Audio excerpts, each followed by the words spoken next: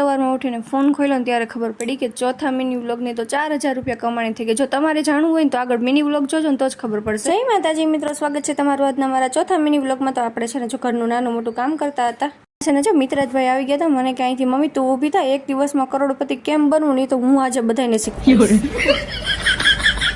આ ભાઈ છે ને ડેઈલી મારી બધી સાડીઓ વીખી નાખે કે હાલ મમ્મી બહાર જાય આ સાડી પહેરી લે એમ કરીને વીખી નાખે. જો સાડીઓ સંકેલી નાખી તેના સફેદ કપડું ઢાંકીને તો સાડીઓના કલર બી ના જાય ને એવી આ મારા સાસુએ શીખવાડ્યું હતું.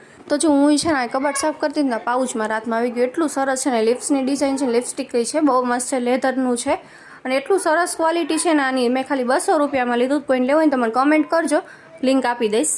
હું છે ને અહીંયા મારા ગણપતિને સાફ કરતી હતી તો આખું એનું ગ્લેટ ઉખડી ગયું. યાર કોઈને ખબર હોય ને તો કહેજો, મને ગણપતિ બહુ ગમે. કાંઈક થાય એવું હોય તો મને કોઈક આઈડિયા દો કે આમાં શું કરીએ કાંઈક તો સરખું થઈ જાય. હું અહીંયા છે ને હજી વિડીયોનું શૂટ જ કરતી હતી. આ ભાઈ આવી ગયા કે મમ્મી તું આખી છે કે વિડીયો આજ તો હું બનાવીશ. તો જો તમને અમારા બે મા દીકરાનો બ્લોગ જોવા ગમતા ને તો બધા છે ને અમને ફોલો કરી લેજો. તમારા બ્લોગ ડેઈલી જોવા મળશે તમને.